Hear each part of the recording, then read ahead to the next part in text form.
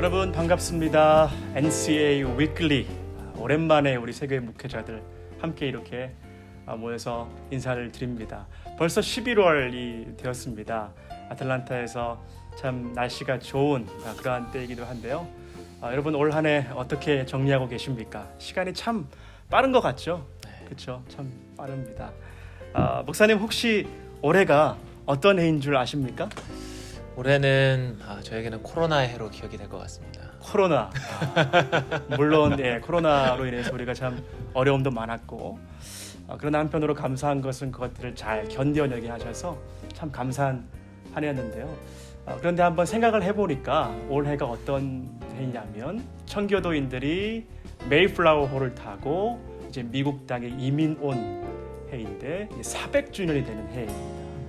오늘은 그래서 특별히 우리 조영천 목사님 모시고 우리 목사님은 청교도에 대한 깊은 관심이 있으시고 또 논문도 기록하셨기 때문에 사실 그 누구보다 탁월한 강사이고 전문가이십니다. 자, 오늘의 강사 조영천 목사님을 박수로 소개하겠습니다.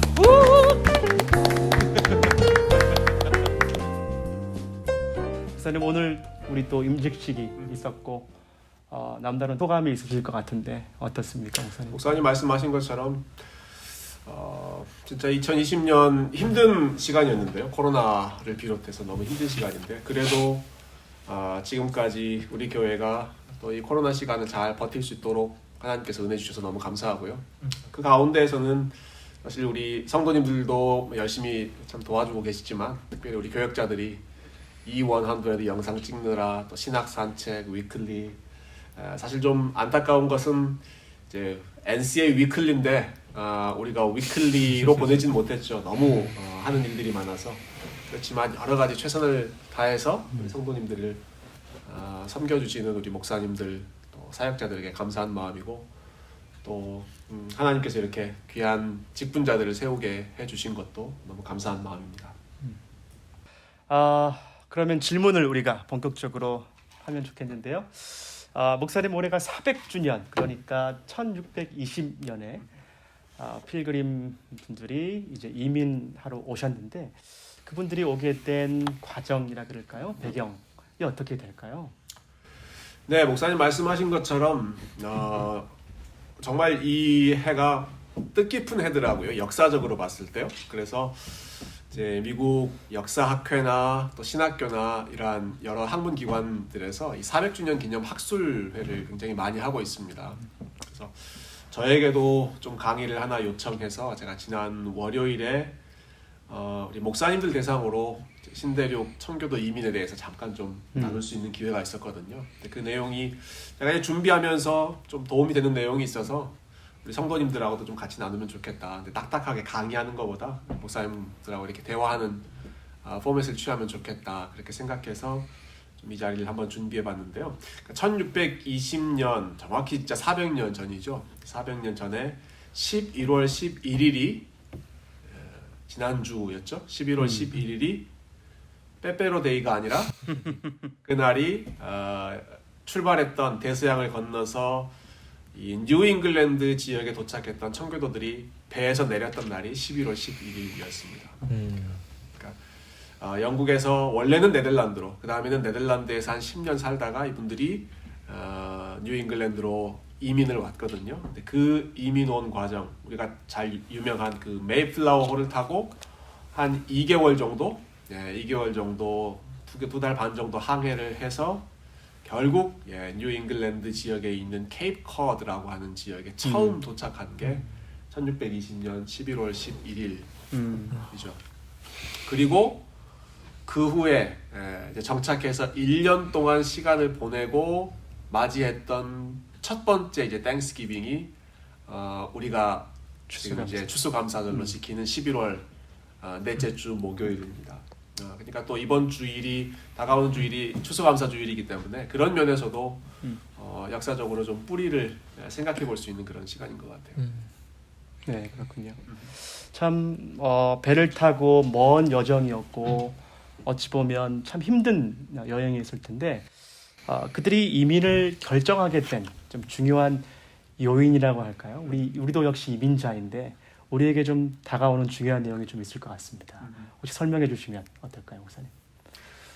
제가 오히려 좀 질문을 드리고 싶네요. 그럼 무슨 목적으로 미국까지 오셨어요? 이민을 오신 목적이 뭐예요? 김충석 목사님. 저는 아무래도 공부하기 위해서 네. 네, 신학교를 입학하기 위해서 유학을 왔던 것 같습니다. 그렇죠. 네. 목사님도. 저도 마찬가지로 유학을 오게 됐죠. 저는 영어 배우러 왔었습니다. 영어 배우러 영어 배우러 오셨다가 사모님도 만나고 님도 없고 거기까지. 거기까지. 그렇고 아틀란타 세교회까지 오셔서 사역도 하고 네. 감사하네요. 비슷한 상황이죠. 우리들은 다 이제 유학생으로 이제 미국으로 건너왔습니다. 비즈니스로 이민을 오신 분들도 있고 사실 자녀 교육 때문에 이민을 오신 분들도 많이 있죠. 요즘은. 1620년에 이 신대륙 뉴잉글랜드 지역으로 이민 오셨던 상황을 좀 생각해 보면 물론 뭐 어떤 한 가지 이유가 있지는 않지만 특별히 여러 가지 이유 생각해 볼 수 있을 것 같아요. 먼저 경제적인 이유가 있었어요. 이 사람들이 이제 원래는 영국 사람들인데 그 한 10년 전부터 네덜란드로 이민을 먼저 갔습니다. 그렇게 간 데에는 이분들이 이제 청교도로서 청교도는 그 당시에 영국 국교회가 이제 예배나 뭐 교회 정치나 이런 부분들이 아주 개혁되지 않은 그런 부분들이 남아 있었기 때문에 거기에 반대해서 이 교회는 순수한 교회가 아니다. 우리는 순수한 교회를 세우겠다 하는 마음으로 이제 나온 일종의 분리주의적인 청교도들이 먼저 이렇게 나왔었거든요. 그 사람들이 네덜란드로 가서 한 10년 정도 이제 살았는데 이 사람들이 보니까 네덜란드에서 본인들이 경제적으로 주류가 될 수 없다는 것을 좀 알았던 것 같아요. 이거는 신학교에서 많이 가르치는 관점이라기보다는 조금 이제 세큘러 히스토리에서 많이 이야기하는 관점인데요. 그 당시는 상공업, 특별히 이제 길드라고 하는 그 상인 조합이 중요했는데 영국 사람들이 거기서 아무리 열심히 해도 네덜란드 사람들의 상인 조합 안으로 들어가지를 못하는 겁니다. 그러니까 여러 가지 경제적인 이유, 불이익을 그 사람들이 당하는 것이죠. 그러니까 여기도 어차피 우리에게 남의 나라라면 그때가 한참 이제 영국이 신대륙 개척하고 있는 시기여서 우리가 대서양 건너서 신대륙 가겠다. 이게 한 가지 이유로 생각할 수 있고요. 또 다른 이유는 신앙적인 이유가 굉장히 컸습니다. 그러니까 영국에서 있던 사람들이 네덜란드에서 와서 봤을 때 자기네들이 생각하던 만큼 주일 성수를 철저히 하거나 또 교회를 중심으로 신앙생활하거나 하는 것이 아니고 여러분 지금도 유럽에서 제일 리버럴한 나라가 네덜란드거든요. 그 당시에도 신학적으로 점점 좀 이제 보수적인 신앙이 아니라 이 세상의 분위기와 좀 타협하는 그런 신앙이 나타나기 시작했고 그리고 신학적으로도 조금씩 열리는 그런 모습들이 있었고 그런 상황 속에서 순수한 신앙을 지키는 데에 대한 좀 열망이 있었어요. 거기에 연관해서 생각해 보면 그 특별히 자녀들에 대한 관심이 굉장히 컸더라고요. 자녀들의 교육. 물론 지금도 이민 오시는 분들 중에 이제 자녀들의 교육 때문에 이민 오신 분들 많이 있는데, 근데 한 가지 특징은 거기서 말하는 그 자녀들의 교육 때문에 이민 왔다라고 하는 것은 청교도들에게 있어서는 어떤 학문적인 그러한 그 퀄리티 있는 교육이 아니라 정말 신앙적인 교육을 위해서 대서양을 건너서 이민을 왔다는 기록을 제가 여러 번 읽었습니다. 근데 굉장히 흥미로웠던 것 중에 참 인상적이었던 것 중에 부모님들이 그런 걱정을 하는 기록을 남겼더라고요. 이곳에 있으면서 우리 자녀들이 네덜란드의 화려한 문화와 네덜란드의 이 부유하고 타락하는 그 문화에 물들까봐 우리는 대서양을 건너서 새로운 땅으로 간다. 그걸 생각해 보면 당시의 네덜란드 그리고 당시의 영국은 경제적으로 제일 부유한 나라였습니다. 유럽에서 제일 앞서가는 나라였고 네덜란드 대학교 유럽에서 제일 뛰어난 학교들이었거든요. 근데 가만히 보니까 자기 자녀들이 이곳에서 학문적으로는 뛰어날지 모르지만 점점 신앙이 느슨해지고 또 네덜란드의 그 경제적인 화려함 속에 물들어가는 그런 모습들을 보면서 이러면 안 된다. 거기에 대한 경각심으로 그 좋은 조건을 놔두고 그 당시 400년 전 미국은 지금의 미국이 아니죠. 지금은 아메리칸 드림으로 오지만 그 당시 400년 전에 미국은 아무것도 없는 그런 미국인데 그 위험을 감수하고 왔을 정도로 신앙에 대한 관심이 그만큼 컸다. 저는 굉장히 인상적인 부분이었어요. 네. 목사님 말씀 들어보니까 참 그들의 여행이 건강한 신앙 공동체를 세우고자 하는 그렇죠. 그러한 열정이 있었네요. 네. 혹시 또 다른 질문 목사님께 있으실까요? 이제 그 자녀들의 어떤 신앙을 그렇게 걱정할 정도면 결국 그분들이 아무래도 신앙적으로 좀 더 성숙한 공동체를 좀 세우고자 노력했을 것 같은데 이렇게 이민을 하면서 이주를 해서 그분들이 좀 세우고자 했던 교회의 모습, 좀 그런 이상적으로 바라봤던 그런 모습들은 어떤 게 좀 있었을까요, 목사님? 그렇죠. 예. 정말 좋은 교회를 이루고자 하는 마음, 신앙 공동체를 이루고자 하는 마음으로 왔죠. 왜냐하면 1620년대 이런 분리주의 청교도들 그리고 이제 1630년대에는 어떻게든 영국 국교회 안에 남아 있어 보려고 했던 사람들까지도 이제 이민으로 오게 됐거든요. 그 사람들이 제일 좀 안타까워했던 것 중에 하나는 교회 안에 모여 있는 사람들이 신앙 중심이 아니라 그냥 신앙에 대한 별 관심 없이도 교회를 이루고 있는 상황이 너무 안타까워했습니다. 왜냐하면 영국은 이 국교회 시스템이기 때문에 영국은 태어나자마자 모든 사람들이 국교회 신자가 됩니다. 유아세를 받으면 automatically 영국 국교회 교인이 되는 것이거든요. 그러니까 그 안에서 어떤 신앙의 부흥을 이루면서 교회가 정말 물론 이 땅에 있는 교회가 완벽한 교회가 될 수는 없지만 언제나 알곡과 가라지가 섞여 있을 수밖에 없지만 교회가 정말 신앙 중심의 공동체, 성도 간의 교제, 믿음의 교제가 이루어질 수 있는 그런 공동체를 만들고 싶었는데 그런 공동체를 만들려고 하면 영국 국교회의 간섭, 통제 이런 것들이 굉장히 심했던 것이죠. 그래서 이 사람들 대서양 건너서 뉴잉글랜드로 왔을 때에는 일단 물리적으로 영국의 간섭으로부터 자유롭기 때문에 여기서는 우리가 꿈꿨던 그러한 공동체를 한번 세워보자. 그러면서 제일 먼저 시도했던 것은 교회 멤버십을 확실하게 강화하는 거였습니다. 멤버십 강화. 그게 첫 번째였어요. 좀 전에 말씀드린 것처럼 태어나자마자 본인의 신앙 여부와 상관없이 그냥 자동적으로 교회 멤버가 되는 게 아니라 정말 하나님 앞에 은혜의 체험이 있는 사람들이 교회 멤버가 되는 그 과정을 먼저 시작했던 거죠. 그래서 당시 기록을 보니까 그 교회, 그 당시의 교회의 멤버가 되기 위해서는 보통 이런 절차를 이제 거쳤더라고요. 한 사람이 내가 이 교회 멤버가 되고 싶습니다 하는 의사를 이제 교회 지도자들에게 당회에 이야기하고요. 그러면 인터뷰를 하고요. 그러면 그 사람을 전체 회중 앞에 세웁니다. 후보자를. 그리고 그 사람의 우리가 소위 컨버전 내러티브라고 부르죠. 회심의 이야기. 본인이 어떻게 하나님의 은혜를 체험했는지, 본인이 어떻게 크리스찬이 됐는지 하는 이야기를 성도들 앞에서 이야기를 합니다. 그러니까 우리식으로 말하면 일종의 간증을 하는 거죠. 그리고 나서 놀라운 것은 사람들이 그 사람에 대해서 이제 질문을 합니다. 이런저런 질문을 하고 그리고 그 사람에 대해서 투표를 했다고 그래요.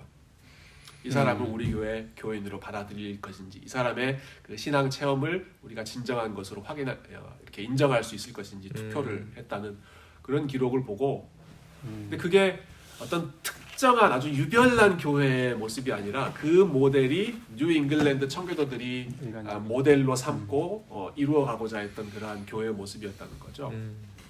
제가 한번 생각해봤어요. 우리 목사님들 이미 이제 강도사님도 그렇지만 노회에서 플로어 테스트 봤잖아요. 여러분 얼마나 긴장되는 순간입니까? 그죠? 우리가 많이 준비하고 많이 배우고 다 준비하고 설교도 하고 그랬지만 그 순간에 이런저런 질문이 이렇게 제기되었을 때 거기에 대해서 제대로 대답하는 거 참 어려운 상황이거든요. 그리고 이 사람을 우리 노회의 정식 회원으로 받을지 안 받을지를 이제 노회원들이 학교 토론에서 결정하잖아요.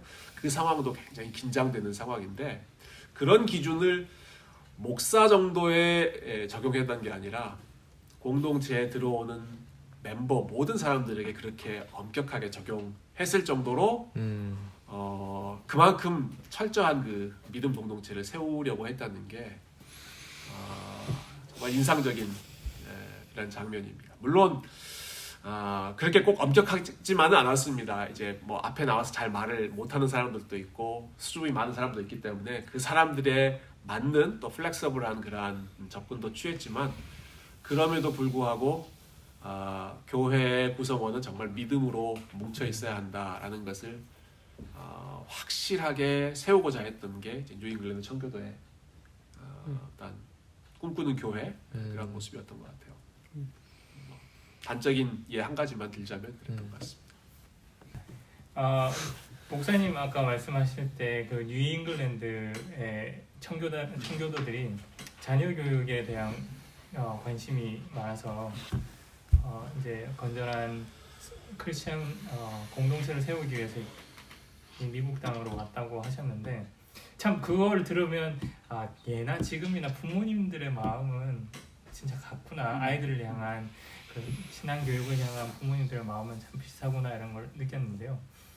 제가 궁금한 것은 그 당시에 왔을 때는 정말 아무것도 없었을 거 아니에요. 리소스도 없고 뭐 교회가 뭐 그 당시에 주일학교 시스템이 있었던 것도 아니고 또 오고 나서 또 많은 사람들이 그 짧은 1년 사이에 또 그 풍토병이나 뭐 이런 것들 때문에 또 목숨을 잃기도 하고 그런 상황 속에서 아이들에게 어떻게 그 신앙 교육을 집에서 했는지 아니면 뭐 교회라는 그 시스템 안에서 할 수 있었는지 그게 좀 궁금합니다.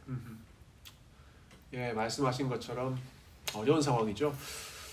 강사님께서 방금 살짝 언급해 주셨는데 그 1620년 11월 그 11일에 도착하고 나서 3개월 안에 그때 메이플라워를 타고 100명 정도가 왔거든요.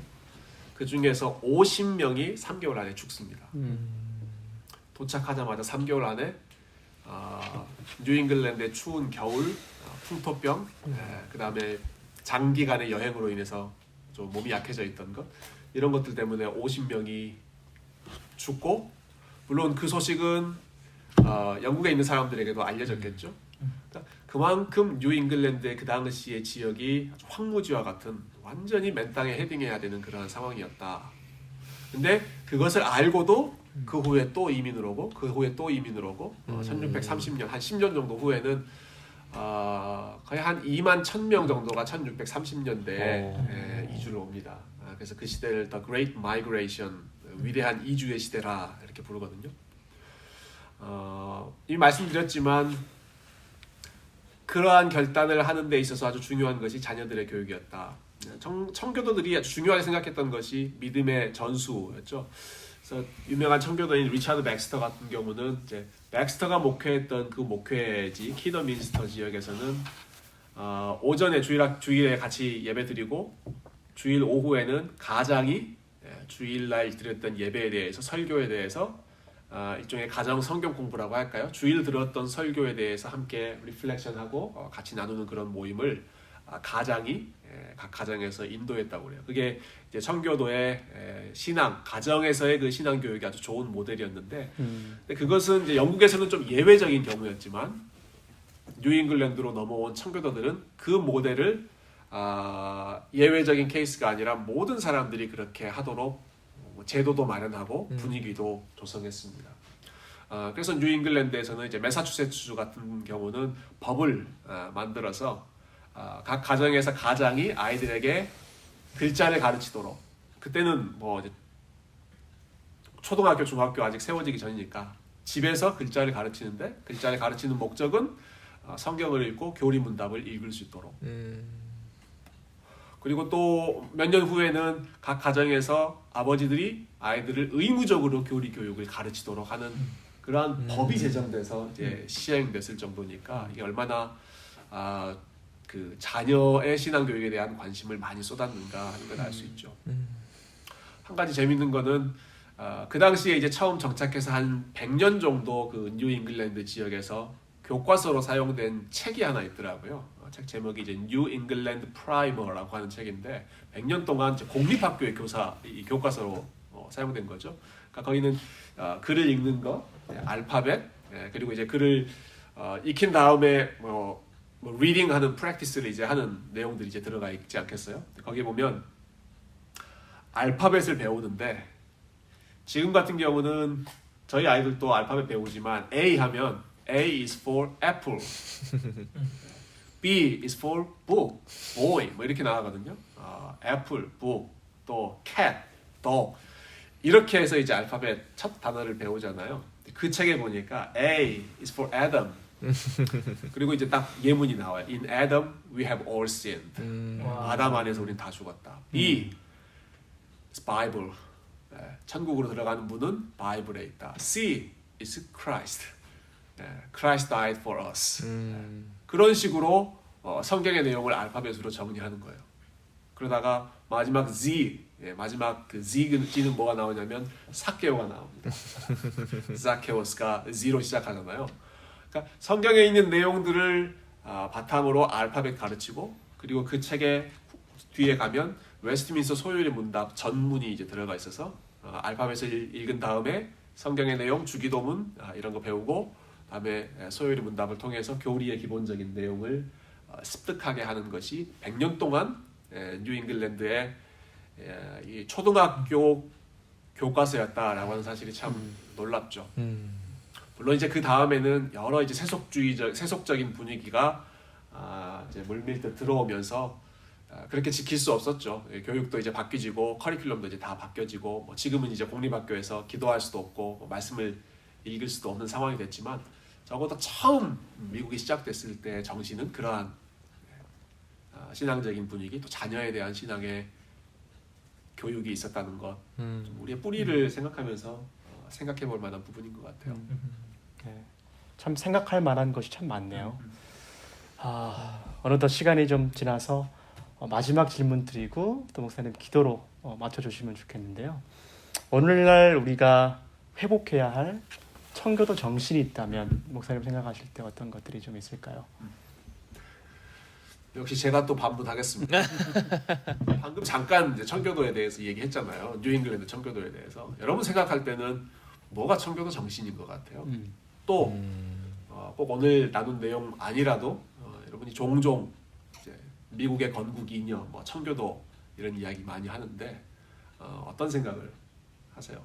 시카고 있을 때 그 위튼 칼러지에 속해 있는 그 뮤지엄이 있어요. 그 정확하게 거기가 빌리 그레엄 그 센터 같아요.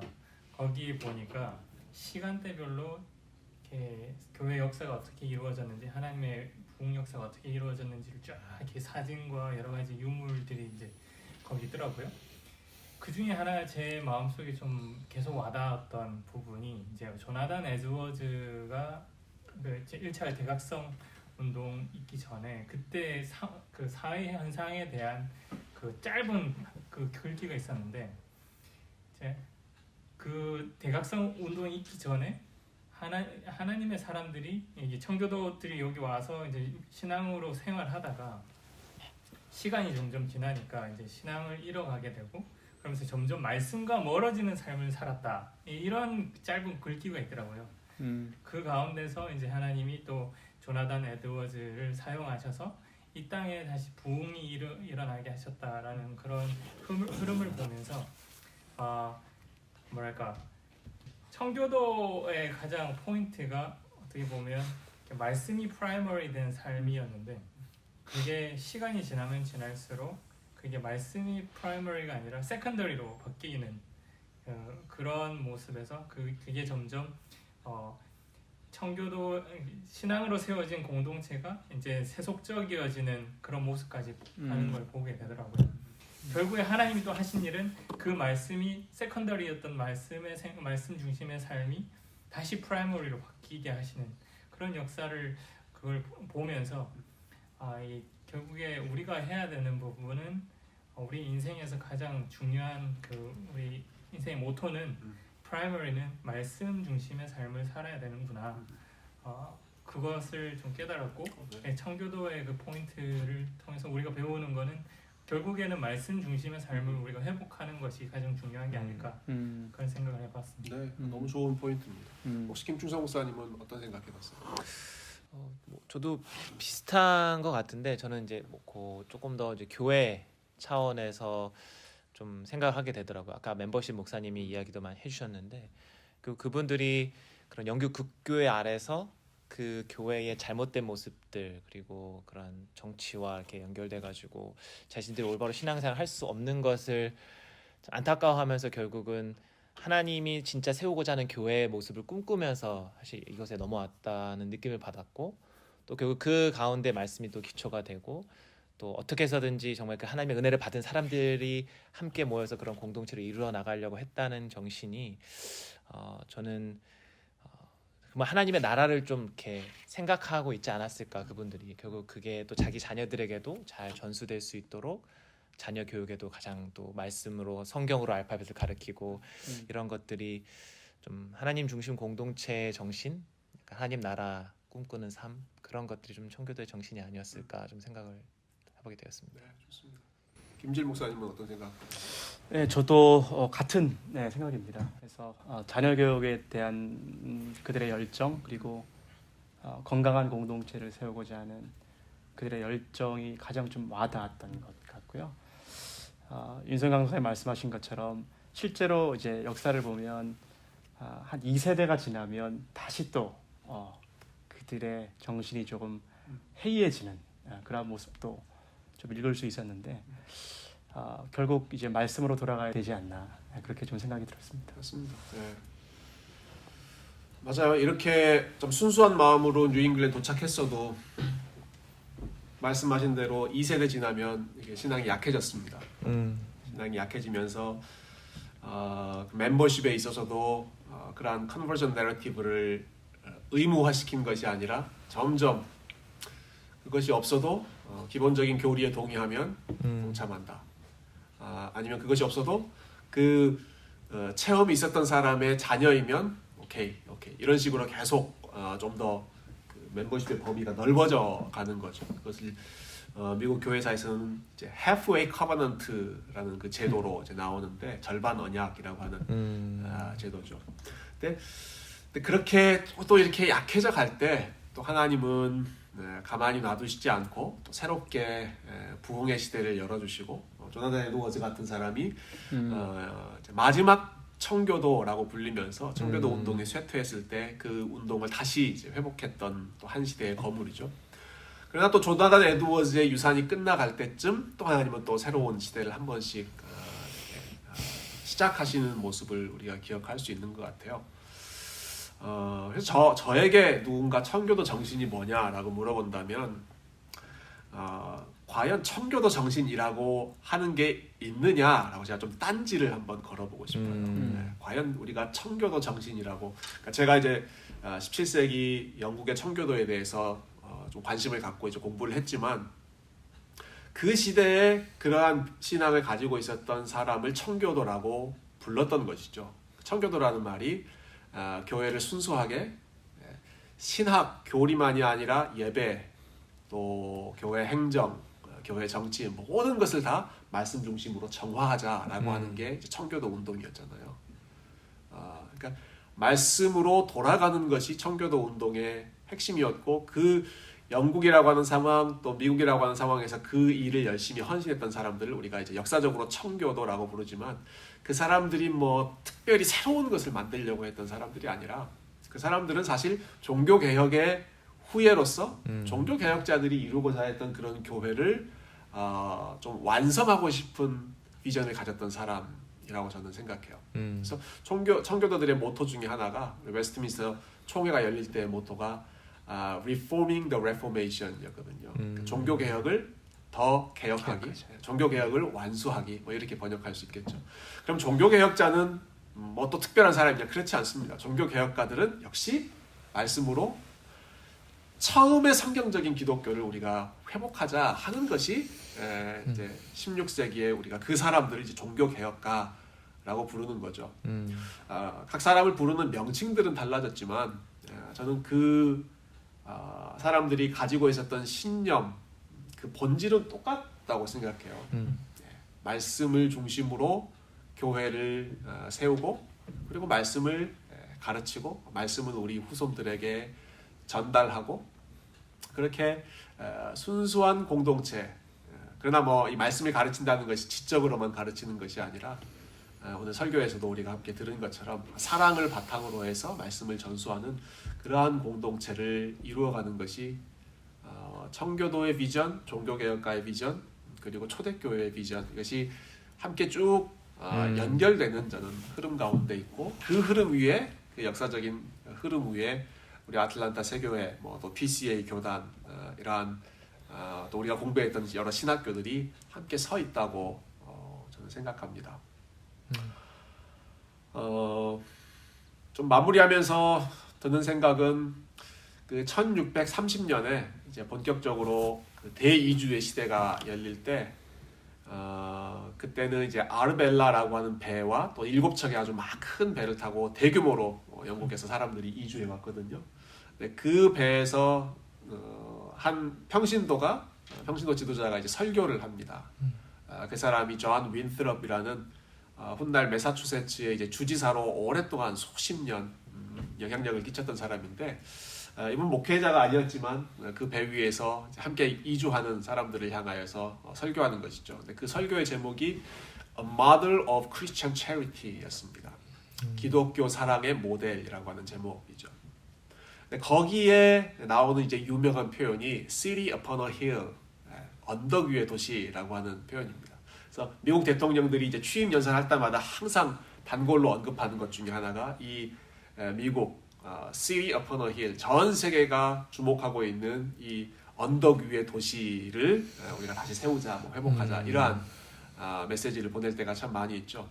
근데 그때 이 존 윈트롭이 말했던 City upon a hill은 지금까지 말씀한 것처럼 말씀 중심의 하나님과 언약을 맺는 공동체이고, 세상이 주목하는 신앙 공동체이고, 그리고 그 설교의 제목처럼 Model of Christian Charity, 형제가 형제를 서로 사랑하며 나의 유익을 다른 사람의 유익보다 앞세우지 않는, 다른 사람을 나보다 먼저 생각하는 이러한 공동체 우선의 삶을 우리가 새로운 땅에서 한번 이루어 봅시다. 그 비전을 함께 나눴던 것이죠.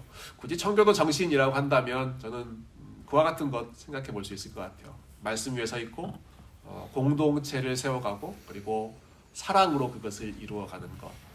그것이 오늘날 이 시대에 우리가 좀 회복해야 할 청교도의 정신이고, 종교개혁의 정신이고, 또 초대교회의 정신이 아닐까. 그 일을 위해서 우리 많은 사역자들이, 또 많은 우리 성도님들께서 동참해 주셔서 너무 감사하고요.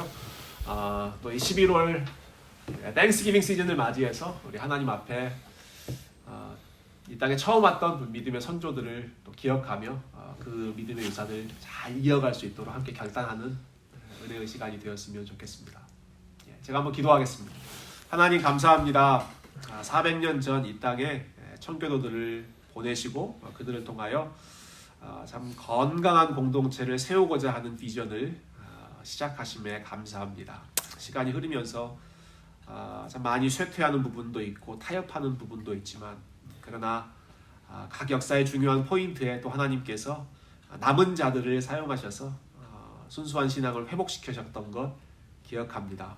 하나님, 저희 아틀란타 세교회가 이와 같은 순수한 종교개혁과 또 청교도의 정신을 이어받고 회복하고 말씀 중심으로 하나님께 영광 돌리는 아름다운 공동체 되게 하여 주시고, 우리 세대에만 이 풍요로운 신앙을 함께 나누는 것이 아니라 우리 다음 세대에 이 믿음을 전수해 줄 수 있는, 계속해서 이어가는 그런 아틀란타 세교회 2세대, 3세대, 지금보다 10년, 20년이 훨씬 더 좋은 그런 아름다운 공동체 될 수 있도록 축복하여 주시옵소서.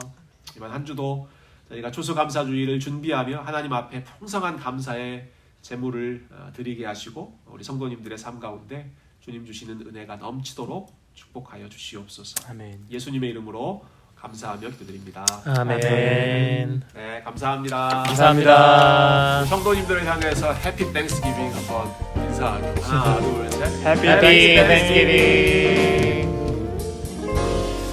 계속 얘기하래요 지금.